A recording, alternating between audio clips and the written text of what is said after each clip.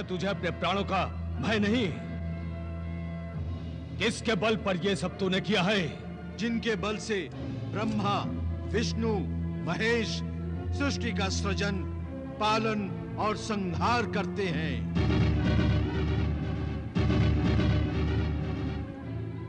जिन्होंने शिव धनुष तोड़कर सभी राजाओं के गर्व को चूर चूर कर दिया। बंदर को अपनी पूंछ बड़ी प्यारी होती है। तेल में कपड़ा भिगोकर इसकी पूंछ पर बांध दो और इसे आग लगा दो।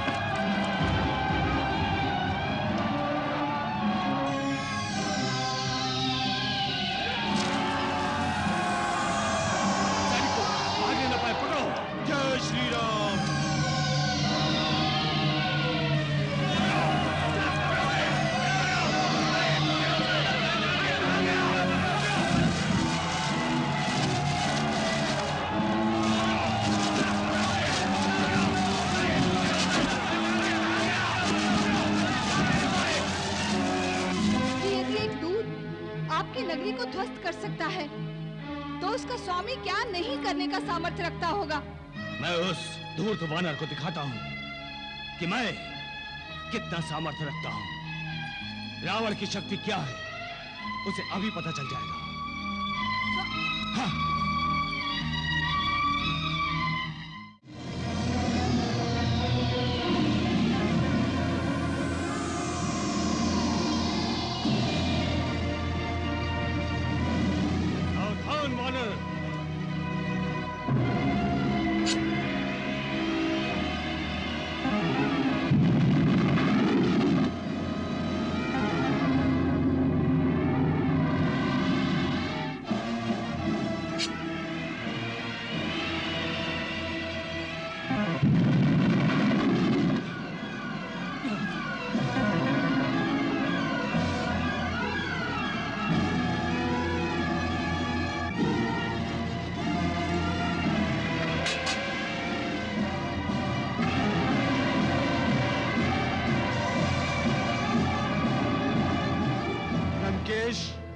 भगवान की कृपा से मुझ में इतनी शक्ति है कि चाहूं तो तुम्हारा वध कर सकता हूं, किंतु करूंगा नहीं।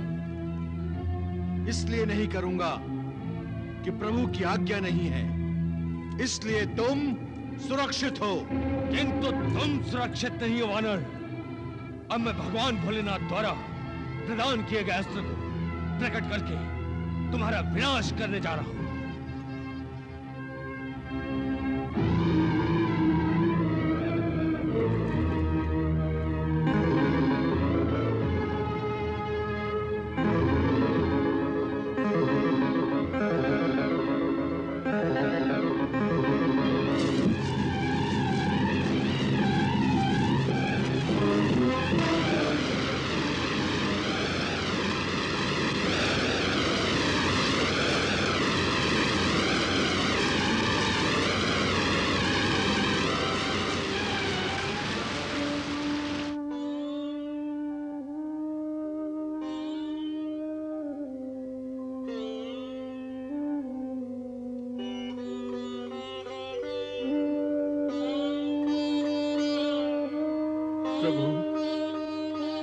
जानकी जी ने दोनों नेत्रों में जल भरकर मुझसे कुछ वचन कहे हैं प्रभु।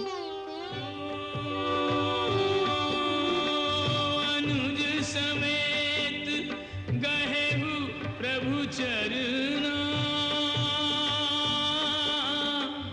दीन बंधु प्रणतारति हरना।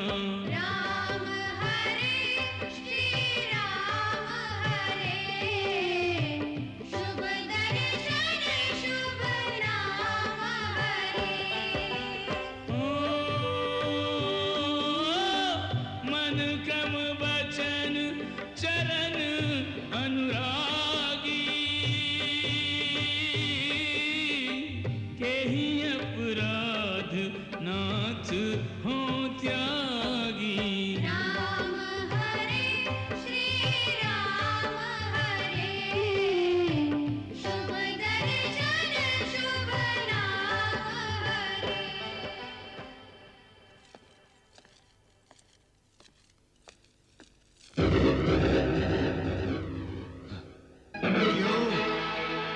चकित रह गए ना?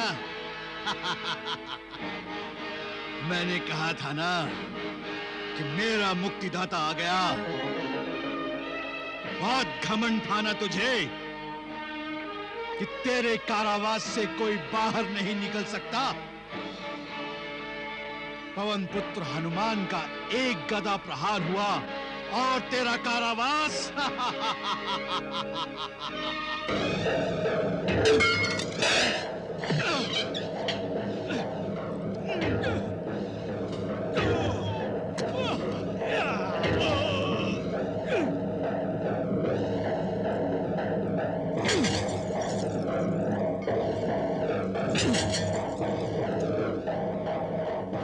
राम भक्त हनुमान का प्रणाम स्वीकार करें शनिदेव। आप मुक्त हैं। विजयी भव, विजयी भव। तुमने मुझे मुक्ति दिलाकर मुझ पर उपकार किया है। मैं तुम्हें वरदान देना चाहता हूं। वरदान देना ही है शनिदेव तो संपूर्ण पृथ्वीवासियों को दे। मुझे तो प्रभु की सेवा के अतिरिक्त कुछ नहीं चाहिए। धन्य हो तुम और तुम्हारी प्रभु भक्ति। आहा, तुम्हारी इच्छा का आदर करते हुए मैं समस्त पृथ्वी लोकवासियों को वरदान देता हूं कि जो कोई तुम्हारी भक्ति करेगा, तुम्हारी पूजा करेगा, वो मेरी वक्र दृष्टि से, मेरी साढ़े साती की बाधा से सदा सुरक्षित रहेगा, सदा सुरक्षित रहेगा। प्रणाम शनिदेव। तथास्तु।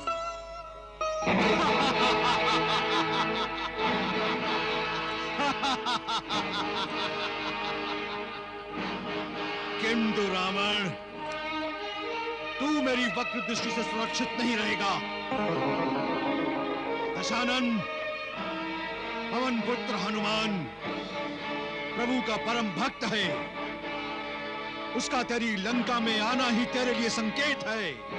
जा, प्रभु की शरण में जा। अब भी समय है रावण, अब भी समय है, समझ जा।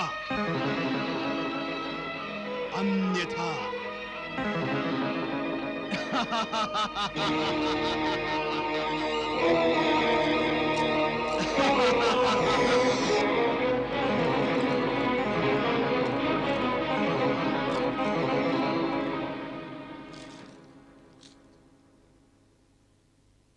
शनिदेव, लंका जाने के लिए हमें ये सागर पार करना ही होगा।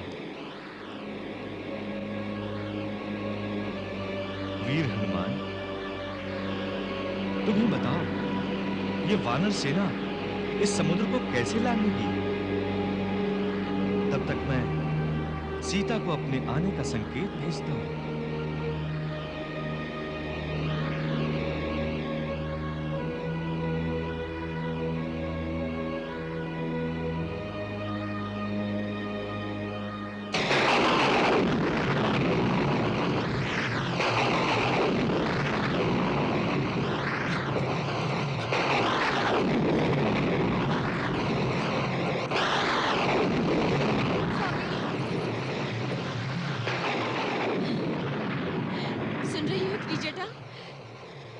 प्रभु के धनुष की टंकार है। ये श्री राम के आने की सूचना है। मंदोदरी, तुम्हारा हृदय इतना कोमल कैसे हो गया? त्रिलोकेश्वर रावण की महारानी धनुष प्रत्यंचा की एक टंकार से भयभीत हो गई। ये टंकार कोई साधारण टंकार नहीं है स्वामी। ये तो सावधान करने की एक घोषणा है, एक अलौकिक संकेत है उस शक्ति का जो सारे ब्रह्मांड में गूंज रही है। ये तो चेतावनी है आपके लिए स्वामी। मेरे लिए चेतावनी? कौन है इस पूरे ब्रह्मांड में जो मुझे दशानन रावण को चेतावनी दे सके? तुम उस वनवासी की बात कर रही हो? है क्या उसके पास? शक्तिमान को चेतावनी देने के लिए कुछ तो अपनी शक्ति होनी चाहिए मंदोदरी। वो अकेला लंकेश से युद्ध करेगा, दशानन से, जो अजय है, अमर है। यदि उसने लंका में अपना पग भी रखा तो वह जीवित नहीं बचेगा। मंदोदरी, स्वामी, अब जो दिखाई दे रहा है उसे देखकर भी अनदेखा क्यों कर रहे हैं? जिसके धनुष की टंकार मात्र से सारी सृष्टि डोल रही है, वो कोई सामान्य मानव कैसे हो सकता है स्वामी? वो जो भी हो, उसने दशानन रावण से शत्रुता ली है और अब उसे शत्रुता का स्वाद भी चखना होगा। और सागर पार से उसके धनुष की टंकार ने मुझे एक और प्रेरणा दे दी है। क्या? मैं आज इसी समय सीता को अपनी पत्नी बनाऊंगा।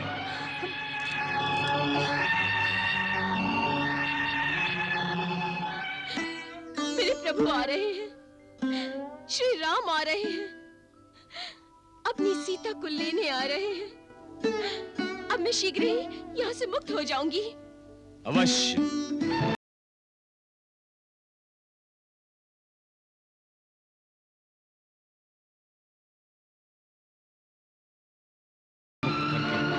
अपने साथ ले जाने ही तो आया हूं।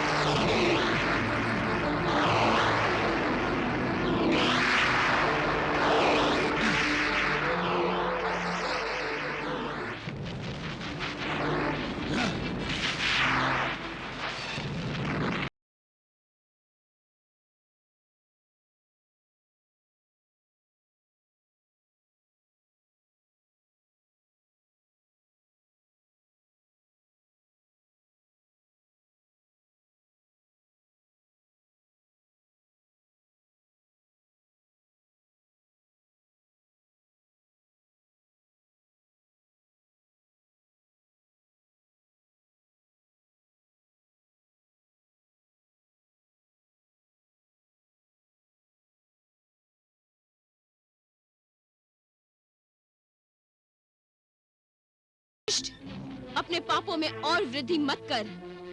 तेरी मृत्यु की घोषणा प्रभु श्री राम के धनुष बाण ने दे दी है। तुझे मृत्यु के संकेत मिलने आरंभ हो गए हैं। अभी भी समय है, जाकर प्रभु श्री राम के चरण पकड़ ले। चरण नहीं, चोटी पकड़ूंगा, चोटी, और उसे घुमाकर अंतरिक्ष में फेंक दूंगा। हाँ?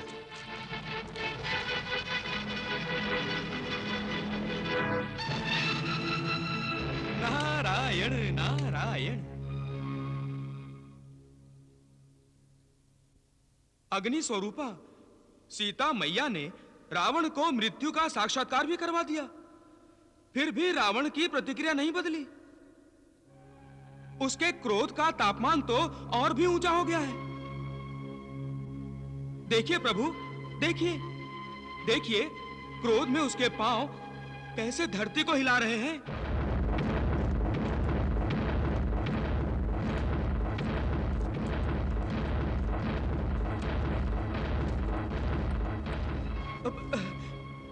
ऐसा क्यों प्रभु, क्यों? वो क्या है जो रावण जैसे बुद्धिमान और महाज्ञानी की बुद्धि पर आवरण डाल रहा है? क्यों महाविद्वान रावण को सत्यता का आभास नहीं हो रहा? क्यों उसको अपने दुष्कर्म सुकर्म लग रहे हैं? क्यों श्री राम में उसे भगवान के दर्शन नहीं हो रहे? क्यों प्रभु, क्यों? अहंकार देवर्षि, अहंकार। उसकी अंतरात्मा पर अहंकार का इतना मोटा आवरण चढ़ा है कि उसे उसकी बुराइयां, उसके पाप कर्म भी पाप नहीं लगते। सब कुछ जानते हुए भी वो साक्षात परमेश्वर से भिड़ जाने की धृष्टता कर रहा है। देवर्षि, अहंकार ने रावण की बुद्धि ऐसी भ्रष्ट कर दी है कि वो अपने साथ साथ समस्त राक्षस जाति को उस कगार पर ले आया है जहां से विनाश आरंभ होता है। त्रिदेवो, रावण तो अहंकार में अंधा हो गया है, किंतु उसके साथी, उसके पुत्र, उसके भाई, उन्हें सच्चाई का साक्षात्कार क्यों नहीं हो पा रहा? वो भगवान का तेजस्वी रूप क्यों नहीं देख पा रहे हैं? देवर्षि, रावण के भाई विभीषण ये जानते हैं कि श्री राम प्रभु के अवतार हैं, इसीलिए तो उन्हें रावण का सीता हरण करना अच्छा नहीं लगा और वो आज भी अपने भ्राता रावण को समझाने का प्रयास कर रहे हैं। नारायण नारायण। महाराज, मेरी प्रार्थना मान लीजिए, सीता को आदर सहित उनके पति के पास पहुंचा दीजिए, यही नीति है। विभीषण, तुम जानते नहीं कि तुम क्या बोल रहे हो। तुम हमें थूक कर चाटने के लिए कह रहे हो। तुम जिस नीति की बात कर रहे हो, उस नीति का निर्माण हम करते हैं। हम जो बोलते हैं वो नीति है, हम जो कहते हैं वो धर्म है। नहीं भ्राताश्री, ये अधर्म है और यदि आप इसी अधर्म पर अग्रसर रहें तो हमारे सारे कुल का विनाश हो जाएगा। मैं आपके चरण पकड़कर विनती करता हूं कि आप प्रभु श्री राम। विभीषण, रावण के सामने किसी अन्य को भगवान कहना मूर्खता ही नहीं, ये लंकेश का अपमान है, अपमान। तुम जो चाहते हो वो रावण कभी नहीं करेगा। रावण को अपना यश प्रिय है, वो युद्ध में अपना सिर कटा सकता है, परंतु बढ़ाए हुए पग को वापस लेकर अपने कुल को कलंकित नहीं कर सकता। सीता लंका से अब नहीं जाएगी। इसके लिए मुझे युद्ध भी करना पड़े तो मैं करूंगा। यदि तुम अपनी बहन सुपर्णखा के प्रतिशोध को अनीति समझते हो और लंकेश्वर के धर्म को अधर्म, यदि तुम्हारे मन में सीता के लिए सहानुभूति है और उस शत्रु राम के लिए श्रद्धा, तो अब से लंका तुम्हारी नहीं, पराई है। अब तुम लंका छोड़कर जा सकते हो। जाओ देशद्रोही, जाओ।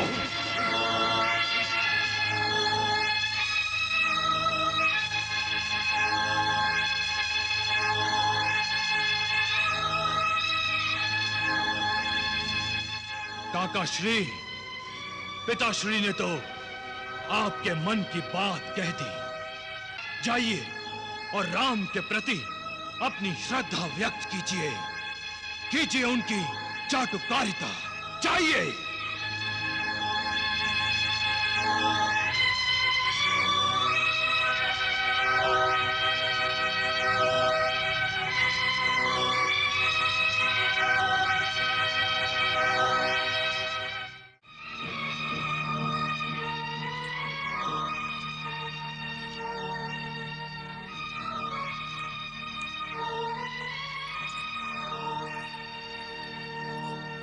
स्वामी, ये उचित नहीं है।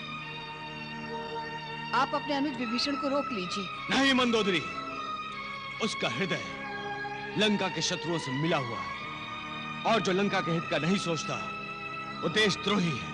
क्या द्रोह किया है विभीषण ने? क्या द्रोह किया है? आपको पराई स्त्री लौटाने के लिए कहा, यही ना? आपको अपने दुष्कर्म का प्रायश्चित करने के लिए कहा, यही ना?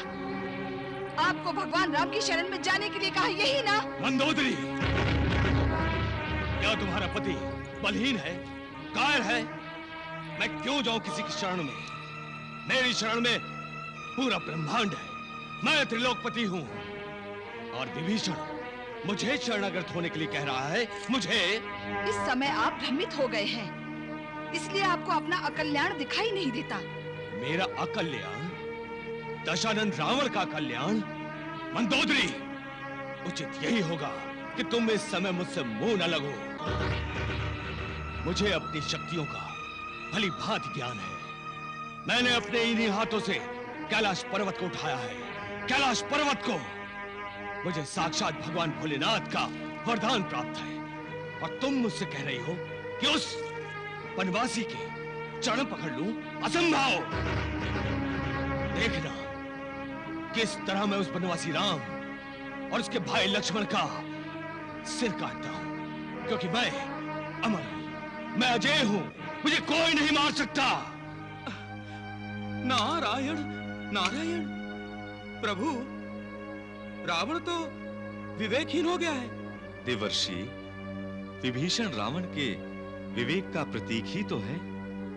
उस विवेक को रावण अपने आप से दूर भेज रहा है। इसे कहते हैं विनाश काले विपरीत बुद्धि।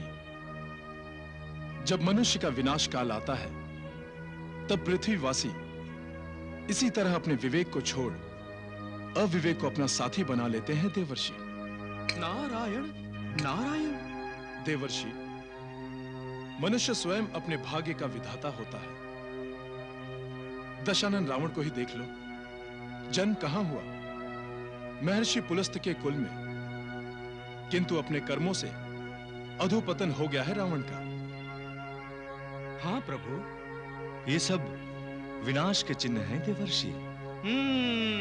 अर्थात रावण का विनाश अब निश्चित है। नारायण नारायण।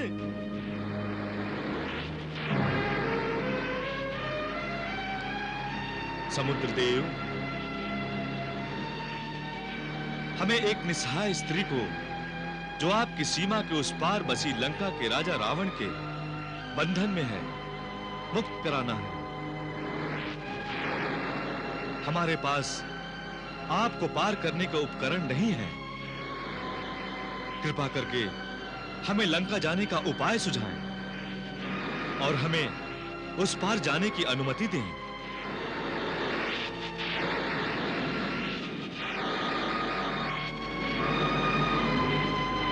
समुद्रदेव, हमारी प्रार्थना पर ध्यान दें और हम पर कृपा करें। समुद्रदेव, आप मुझे विवश कर रहे हैं। रावण के बंधन में मेरी पत्नी सीता है और आप मेरे और मेरी पत्नी के बीच में बाधा बन रहे हैं। मैं राम अपनी पत्नी सीता की रक्षा के लिए वचनबद्ध हूं और जो कोई भी हमारा मार्ग प्रतिबंधित करेगा वो हमारा शत्रु है।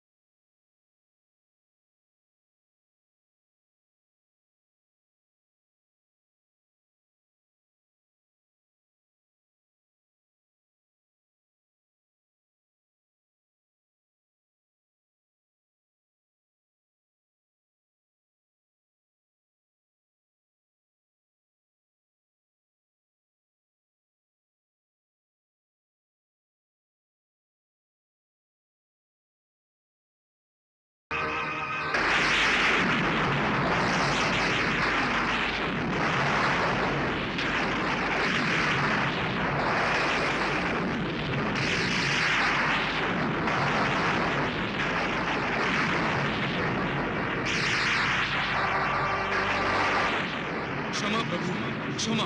रुक जाइए, रुक जाइए। प्रणाम समुद्रदेव। क्यों मुझे लज्जित कर रहे हैं प्रभु? आप तो सकल विश्व के स्वामी हैं। और आप विश्व के स्वामी को मार्ग न देकर उनका अपमान कर रहे हैं। आप बाण छोड़िए भैया। नहीं प्रभु नहीं, अनर्थ हो जाएगा। हमारा आश्रय लेकर अनेक जीव जंतु जी रहे हैं। बिना जल के ये सभी निष्प्राण हो जाएंगे प्रभु। मैं नहीं रहूंगा प्रभु तो पृथ्वी का संतुलन बिगड़ जाएगा प्रभु। किंतु यदि आप इसी तरह बाधा बने रहे तो हम लंका कैसे जाएंगे? आप जा सकते हैं प्रभु। कैसे समुद्रदेव? सेतु बांधकर। सेतु? आप जैसे विशाल सागर पर सेतु कैसे बांधा जा सकता है? आप तो अंतर्यामी हैं प्रभु। आपकी सेना में नल और नील को सेतु बांधने का विशेष ज्ञान प्राप्त है। ये दोनों इस विषय में विशेषज्ञ हैं। उन्हें उन पत्थरों की पहचान है जो हमारे जल पर तैर सकेंगे। वैसे पत्थरों का प्रयोग करके आप लंका जा सकेंगे प्रभु। ठीक है समुद्रदेव।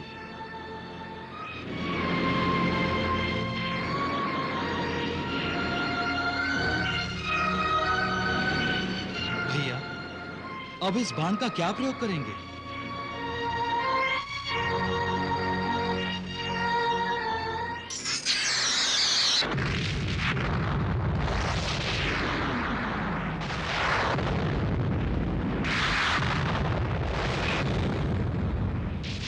रावण,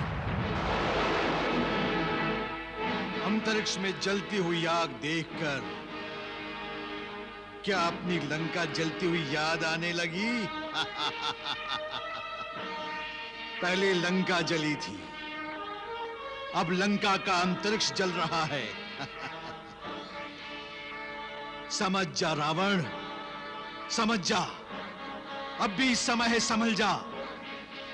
नियति का संकेत समझ ले और संभल जा। दूसरों को तुच्छ मानने वाला अपने पतन की सीढ़ियां नहीं गिनता, किंतु सीढ़ियां उतरना आरंभ कर देता है। ठीक वैसे ही दशा आज तेरी है दशानन। तुझे अपने सिवा कोई दिखाई नहीं देता, न बलवान, न ज्ञानी, न विद्वान, न योद्धा।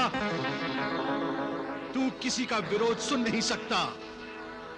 तेरी भलाई करने वाला, तेरी भलाई सोचने वाला तुझे फूटी आंख नहीं भाता।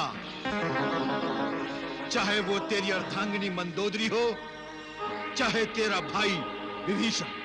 कुछ और सत्कार शेष है शनिदेव। पहले इसे तो पूरा होने दे।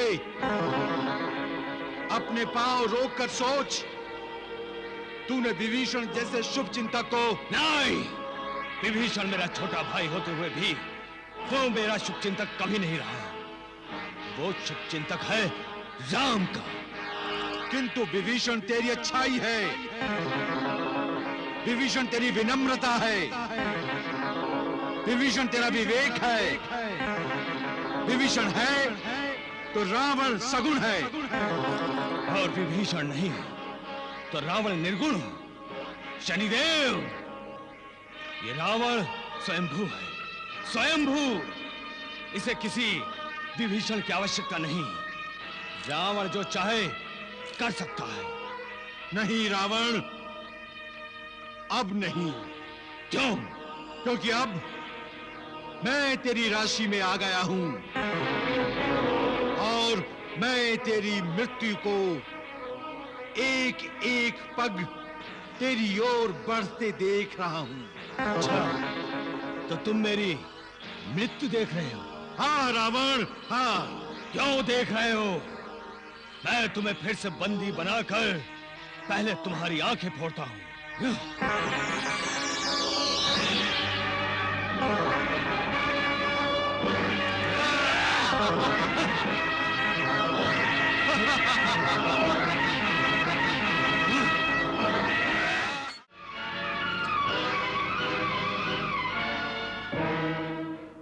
ये कौन है जो हमारी ओर आ रहा है? ये रावण का कोई गुप्तचर लगता है। हाँ, उसने किसी मायावी राक्षस को हमारे सेतु बांधने के कार्य में बाधा डालने के लिए भेजा होगा। मैं उसे अभी नष्ट कर देता हूं।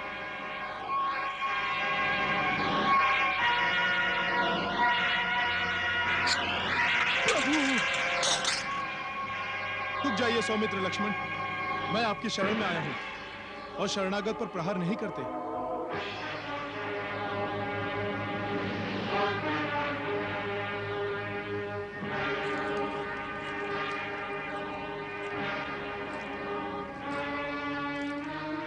प्रणाम प्रभु। प्रणाम महाराज। आप प्रभु, ये लंकाधीश रावण के कनिष्ठ भ्राता विभीषण जी हैं। रावण के भ्राता? अर्थात अधर्म, अनीति और अनाचार के संरक्षक? नहीं सौमित्र लक्ष्मण, अब मैं लंका के राजपद से मुक्त हूं। मैंने अधर्म का पद छोड़ धर्म के पद पर चलने का निर्णय लिया है। अतः मैं प्रभु के चरणों में ही रहने आया हूं। मैं जानता हूं प्रभु, जहां आप हैं वहां धर्म है, और जहां धर्म है वो विजय श्री है। क्या मुझे आपके चरणों में आश्रय मिलेगा प्रभु?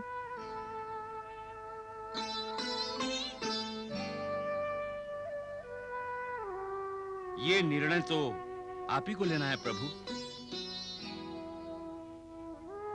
हमारा हृदय हमसे कह रहा है कि हम महाराज विभीषण को अपना मित्र समझें और मित्र माने।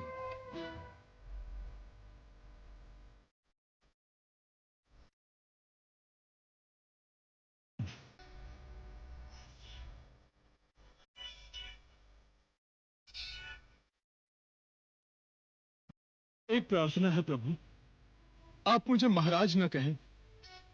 हम जानते हैं युद्ध में दशानन रावण को पराजित करने के बाद आप ही लंकापति होंगे। हम आपको लंका के राज सिंहासन पर बिठाएंगे। प्रभु राम का वचन अटल है। हम इसी समय आपका राज्याभिषेक करेंगे। महाराज सुग्रीव, लक्ष्मण, हनुमान, महाराज विभीषण के राज्याभिषेक की तैयारी करो। जो आज्ञा प्रभु।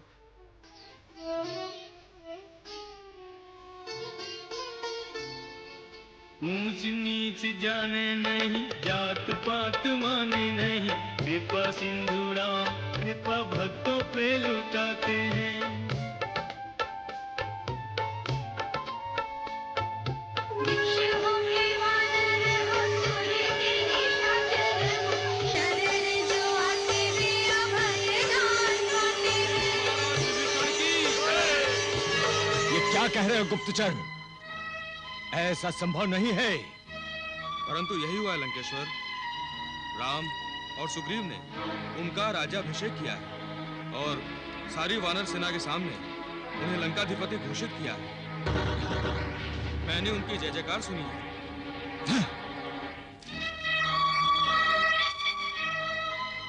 आपने सुना महारानी? आपने सुना? बहुत पक्ष लिया करती थी मेरे अनुज का, बहुत बड़ाई किया करती थी विभीषण की कि वो मेरी शक्ति है, मेरा विवेक है, लंका का सौभाग्य है और मेरा सबसे बड़ा शुभचिंतक है। देखा कितना बड़ा शुभचिंतक निकला वो। विश्वासघात किया है उसने मेरे साथ। मेरे शत्रु के साथ मित्रता करके मेरा शत्रु बन गया है वो, अपने ज्येष्ठ भ्राता का शत्रु। वो नीच मेरे राज सिंहासन को मुझसे छीनकर उस पर बैठना चाहता है और अपने आप को लंकापति घोषित कर दिया है उसने। तो क्या हुआ महाराज? एक विभीषण तो क्या, सहस्त्रों विभीषण भी उन वनवासियों और वानरों से जा मिले तो भी दशानन से कोई आंख उठाकर बात नहीं कर सकता। यदि आप मुझे आज्ञा दें तो मैं अभी जाकर राम सहित काका विभीषण को भी यमलोक पहुंचा दूं। इंद्रजीत, बड़ों का सम्मान करना भूल गए हो तुम। अपने काका श्री के लिए ऐसे बोलते हैं? बोलेगा क्यों नहीं? ये लंका का युवराज है, लंका का शत्रु, इसका शत्रु है। तो क्या विभीषण का वध करने की बात करेगा ये? यदि राज्य की सुरक्षा के लिए मेरा भी वध करना पड़े तो ये करेगा, क्योंकि ये युवराज का धर्म है।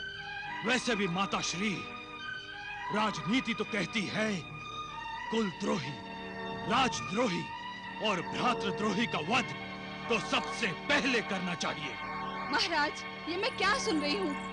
नहीं नहीं, अपने पिताश्री के भाई की हत्या, उस काका की हत्या जिसने अपने भाई के साथ ही नहीं, अपने देश के साथ ही नहीं, अपनी जाति के साथ विश्वासघात किया है, जिसका अपराध। और आपका अपराध? मेरा अपराध? क्यों? सीता का हरण क्या अपराध नहीं? और उसी सीता के कारण अपने भाई को देश निकाला देना क्या अपराध नहीं? विभीषण आपका भाई है, आपका अनुज है, और सीता? सीता कौन है आपकी? जरा ध्यान से सोचिए स्वामी, जिस दिन से आप उस स्त्री को लंका में लाए हैं, लंका का सुख चैन ही खो गया है। नित्य कुछ न कुछ अमंगल हो रहा है। अपयश ही अपयश पा रहे हैं आप स्वामी। एक सीता के लिए क्या क्या नहीं खोया आपने स्वामी, क्या नहीं खोया। अब और क्या क्या खोना चाहते हैं आप। मेरी प्रार्थना मान लीजिए स्वामी और सीता को लौटा दीजिए। नहीं मंदोदरी, एक बार नहीं, कितनी बार कह चुका हूं। रावण एक बार अपना पग बढ़ाकर उसे वापस नहीं लेता। सीता लंका में आ गई है तो वो लंका में ही रहेगी। और विभीषण लंका से चला गया तो लंका से सदा बाहर ही रहेगा। अब उसका मृत शरीर भी लंका में नहीं आएगा मंदोदरी।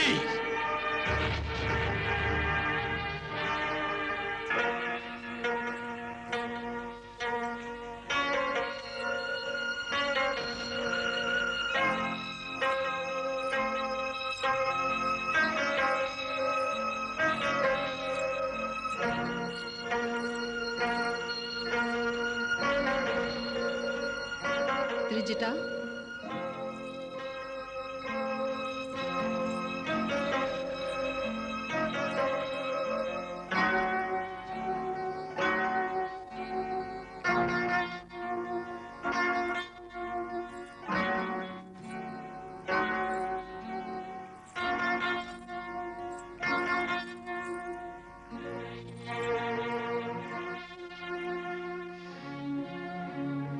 मैं महाराज लंकेश्वर की महारानी मंदोदरी हूँ।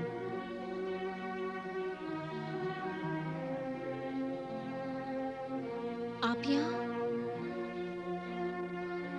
मेरे पति सत्य ही कहते थे।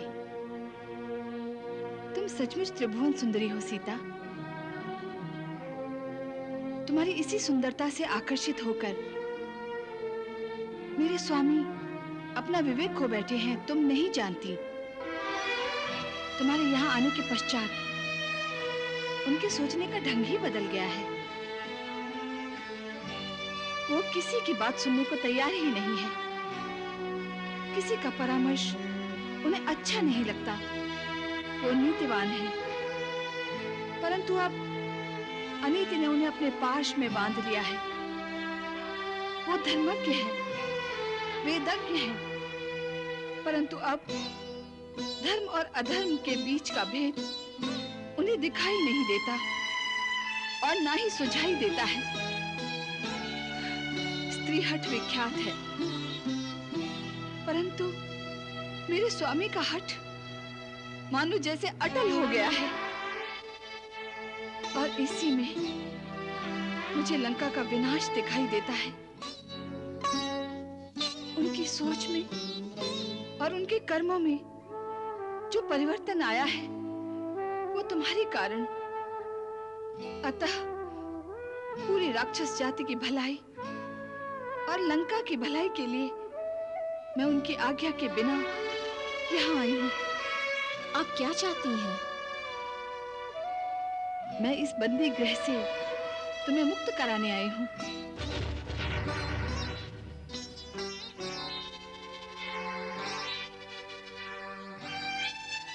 आने वाले सर्वनाश को रोकने के लिए ये आवश्यक है।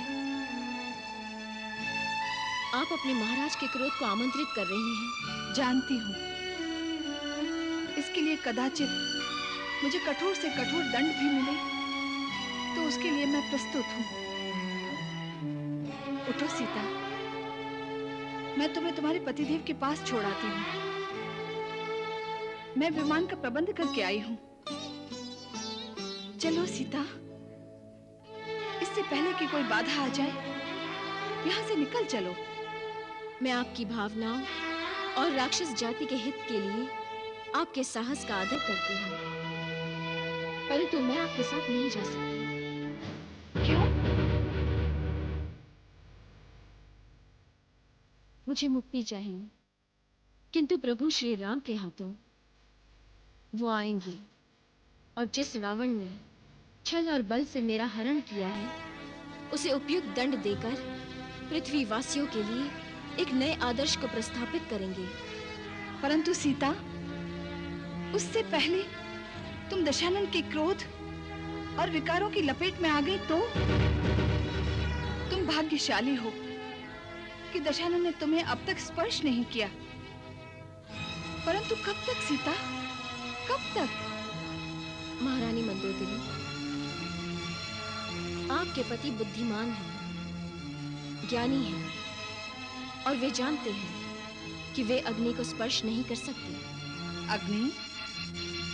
कौन अग्नि?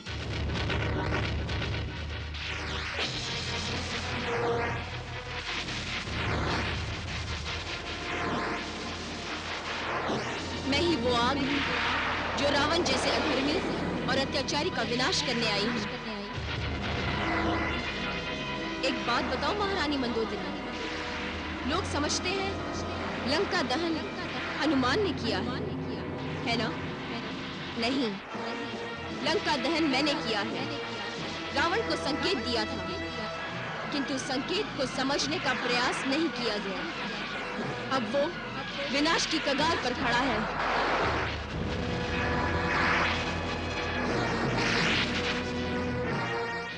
तुम कोई साधारण स्त्री नहीं हो। कौन हो तुम?